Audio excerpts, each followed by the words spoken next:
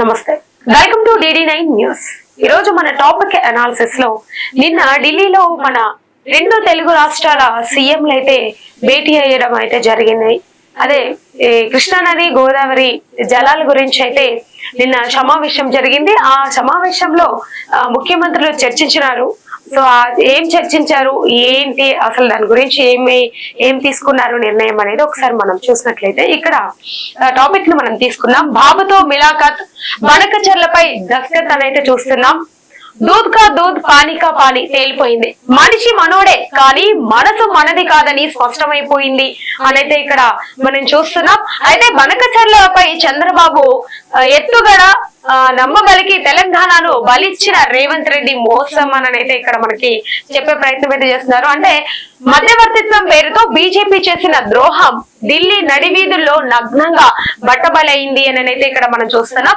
Andhra CM Chandrababu అయితే తెలంగాణ ముఖ్యమంత్రి రేవంత్ రెడ్డి నడుమ బుధవారం ఢిల్లీలో కేంద్ర మంత్రి సిఆర్ పాటిల్ నేతృత్వంలో అయితే అధికారికంగా అనధికారికమో తెల్వని ఒక సమావేశం అయితే జరిగింది అని అయితే చూస్తున్నాం.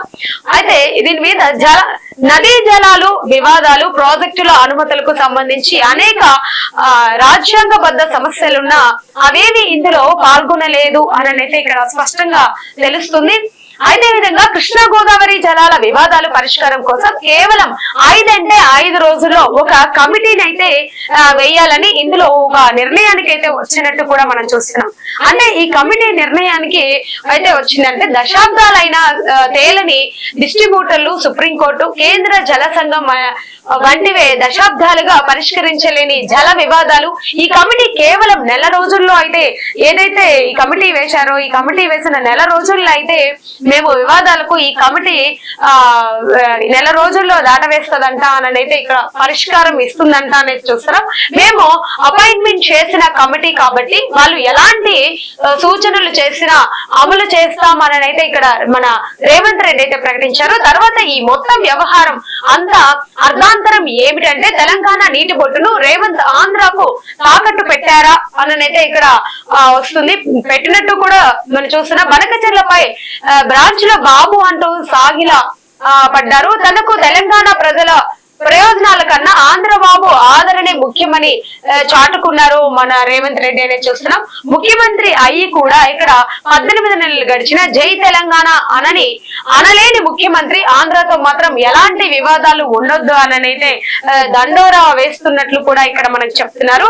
అదేవిధంగా చూసినట్లయితే ఇక్కడ మనం చూస్తున్నాం ఎంత దగా, ఎంత మోసం అనైతే ఇక్కడ మనకి కూడా ఇక్కడ హైలైట్ అయితే చేస్తూ కూడా ఇక్కడ చెప్తున్నారు. మన నీళ్ల కోసం మరో ఉద్యమం చేయాల్సిన రోజులైతే వచ్చాయి అని అయితే ఇక్కడ మనకి స్పష్టంగా అర్థమవుతుంది. ప్రజా పోరాటానికి తెలంగాణ అయితే సన్నద్ధంగా ఉండాలి అనేది ఇక్కడ పిలుపునిచ్చినట్లు కూడా మనం చూస్తున్నాం. తెలంగాణ నీటి బొట్టు ఆంధ్రాకు తాకట్టు పెట్టినట్లు అయితే ఇక్కడ మనం స్పష్టంగా అర్థమవుతుంది. అగ్గి మీద దుగ్గిలమవుతున్న తెలంగాణ వాదులు, రగులుతున్న సాగునీటి రంగ నిపుణులు అనైతే ఇక్కడ మనం చూస్తున్నాం. అదేవిధంగా ఇక్కడ చూసుకున్నట్లయితే ఎవడి జాగీరు, ఎవడబ్బ సొమ్ము, ఎవరికి దానం చేస్తున్నారు అనైతే ఇక్కడ కొన్ని ప్రశ్నలు అయితే తలెత్తుతున్నాయి.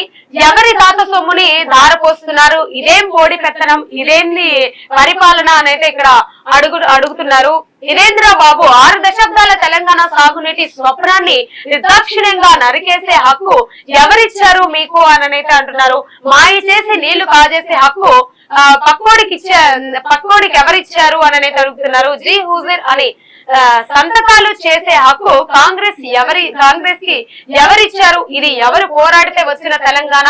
ఇది ఎదురు బలిదానాలు చేస్తే వచ్చిన తెలంగాణ.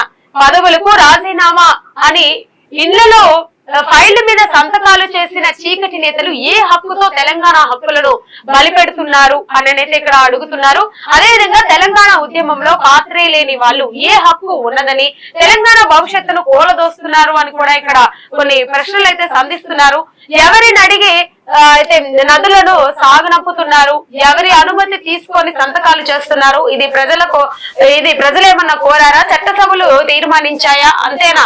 ఇక సరిహద్దులు నైనా ఉంచుతారా, లేక వాటిని కూడా చిరిపేసి గుంటనక్కలకి ఢిల్లీ నేతృత్వంలో మళ్ళీ వాళ్ళకి ఇచ్చే ప్రయత్నం అయితే చేస్తారని ఈ విధంగా అయితే కొన్ని ప్రశ్నలు అయితే స్ట్రైట్ గానే అడగడం సంధించడం అయితే జరుగుతుంది. ఇక మనం ఇక్కడ చూసుకున్నట్లయితే తెలంగాణ నీటి హక్కులను కాపాడడం అంత సిపాయి లేనన్నోడు ఢిల్లీలోనే పరపతి ఉంటే బనకచెర్లను ఎట్లా అడ్డుకోవాలో నాకు తెలుసు అని చంద్రబాబుతో సవాళ్లు కూడా విసిరారు మన రేవంత్ రెడ్డి అని చూస్తున్నారు. కేంద్రంలో మద్దతు ఇచ్చారని ఆంధ్రప్రదేశ్ కు మొగ్గు చూపి తెలంగాణ అన్యాయం చేస్తే ఊరుకునేది లేదని కూడా చివరికి ప్రధాని మోదీ మీద కూడా ఉరిమారు. అయితే చర్చల కోసం కేంద్రం ఢిల్లీకి పిలిస్తే బనకచెర్ల అంశంపై మాట్లాడలేదన్నాడు. ఇక్కడ బనకచెర్ల అంశం ఏదైతే ఉందో మెయిన్ గా ఆ అంశం మీదే అసలు ప్రస్తావించలేదు అని కూడా ఇక్కడ మనకి స్పష్టంగా అర్థమవుతుంది. ఇక్కడ చూస్తే బనకచెర్ల మాట ఎత్తితే ఉన్న బలంగా సమావేశాన్ని బైకట్ చేసి బయటకు వచ్చేస్తున్నాడు. తీరా బుధవారం ఢిల్లీలో జరిగిన జలశక్తి సమావేశంలో ఏపీ సీఎం చంద్రబాబును ఆత్మీయంగా అమలుకొని బనకచెర్ల పేపర్లపై సంతకాలు చేశాడు మన రేవంత్ రెడ్డి అని ఏదైతే చెప్తున్నారు. ఇక్కడ బయటకు వచ్చి గోదావరి పైన బనకచెర్ల కడతామని ఆంధ్రప్రదేశ్ అడిగితే కాదు, మేం ఆపాలని చెప్పడానికి ప్రాజెక్టులు కట్టాలనే ప్రతిపాదనే ఎజెండాలో రానున్నప్పుడు మేం ఆపమే చర్చాము, ఆపాలనే చర్చకు రాలేదు అని బైకాయించాడు అని అయితే ఇక్కడ చూస్తున్నా. అంటే రెండు తెలుగు రాష్ట్రాల సీఎంలు అయితే నిన్న ఏ విధంగా అయితే ఈ జల శక్తి వీటి మీద సమావేశం అయ్యారో అక్కడ బనకచెర్ల మీద అసలు మాట్లాడడానికి వీళ్ళకి టైమే లేదన్నట్టుగా ఇక్కడ చెప్తున్నారు. అసలు ఆ ప్రస్తావన తేలేదు అని కూడా చెప్తున్నారు అన్నమాట. తెలంగాణ సమాజానికి నువ్వు చెప్పింది ఢిల్లీకి పోయి చేసుకొచ్చేది ఏంది రేవంత్ రెడ్డి అని అయితే బనకచెర్ల మీద కమిటీయా, ఎవరిని అడిగి ఒప్పుకున్నావు, అసలు ఎవరితోనైనా చర్చించావా, అసెంబ్లీలో చర్చ పెట్టావా, కనీసం కాంగ్రెస్ ని ఇట్లా అడిగావా అని కూడా ఇక్కడ మనకి అడుగుతున్నారనమాట.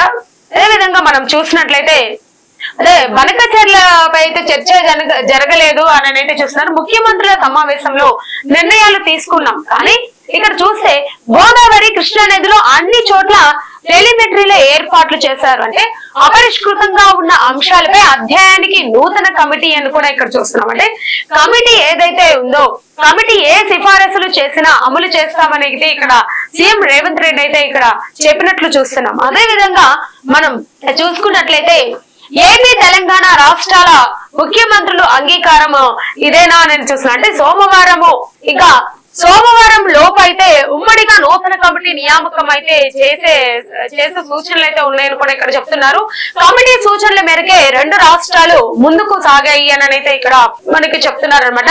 ఏపీ నీటిపారుదల శాఖ మంత్రి నిమ్మల రామనాయుడు అయితే ఈ విధంగా తెలియజేసే ప్రయత్నం చేస్తున్నారు.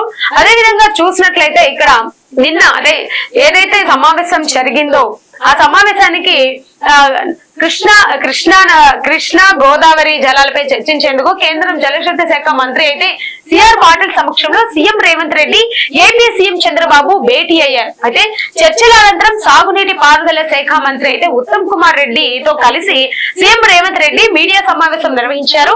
ఈ సందర్భంగా అయితే బనకచెర్ల ఏదైతే ఉందో బనకచెర్ల ప్రాజెక్టును అడ్డుకోవడంపై చర్చించారా అని ఆ మీడియా ప్రతినిధులు అయితే ప్రశ్నించారు. ఈ బనకచెర్ల ప్రాజెక్టు మీడియా అడిగినప్పుడు అయితే ఆ ప్రశ్నకి సమాధానంగా గోదావరిపై బనకచెర్ల కడతామని ఆంధ్రప్రదేశ్ అడిగితే కాదు మేం ఆపమని చెప్పారనమాట. అంటే ఆంధ్రప్రదేశ్ అడిగితేనే కదా మేము ఆపేది అన్నట్టుగా ఇక్కడ సమాధానం అయితే చెప్పినట్టు చూస్తున్నాం. మేము ఆపమనే చర్చ రాలేదు అని కూడా చెప్తున్నారు. అంటే రేవంత్ రెడ్డి స్పష్టంగా చెప్పారనమాట. ఇక్కడ గోదావరి బనకచెర్లపై Polavaram project authority, river management authority అయితే ఇక్కడ సిడబ్ల్యూసి వంటి సంస్థలన్నీ అభ్యంతరాలు తెలిపాయని కూడా అన్నారంటే ఈ సమావేశంలో రెండు రాష్ట్రాల మధ్య ఇక్కడ 4 అంశాల్లో అంగీకారం కుదిరినట్లు తెలుస్తుందంటే తెలంగాణ ఆంధ్రప్రదేశ్ రాష్ట్రాల మధ్య కృష్ణా గోదావరి నదీ జలాల్లో అన్ని పాయింట్స్ లో టెలిమెట్రిక్ విధానాన్ని యుద్ధ ప్రాతిపదికన అమలు చేయడానికి అయితే ఏపీ అయితే అంగీకారం తెలిపినట్లు కూడా ఇక్కడ మనం చూస్తున్నాం. అదే తెలిపిందని కూడా చెప్తున్నారు. ఇది తెలంగాణ విజయంగా సీఎం అభివర్ణించారు అని చెప్తున్నారంటే విభజన చట్టంలో పేర్కొన్నట్టుగా గోదావరి నది యాజమాన్యం ఏదైతే ఉందో యాజమాన్యం బోర్డు ఏపీ నుంచి పనిచేయాలని నిర్ణయించినట్లు కూడా తెలిపారంటే శ్రీశైలం ప్రాజెక్టులకు సంబంధించిన నిపుణులు ఇక్కడ నేషనల్ డ్యామ్ సేఫ్టీ అథారిటీ అధికారులు అయితే సూచన మేరకు అయితే ఇక్కడ మనం చూస్తున్నాం. లోజ్ పూల్ తో పాటు అవసరమైన మేర మరమ్మతులు చేపట్టాలి ఆంధ్రప్రదేశ్ ప్రభుత్వం అంగీకరించింది అని కూడా ఇక్కడ మనం చూస్తున్నాం. అయితే ఓవరాల్ ఇక్కడ మనం చూసుకున్నట్లయితే ఇక్కడ మనకి చూసింది ఏంటంటే రెండు కూడా సాంకేతిక అంశాలు ఇమిడి ఉన్నాయి.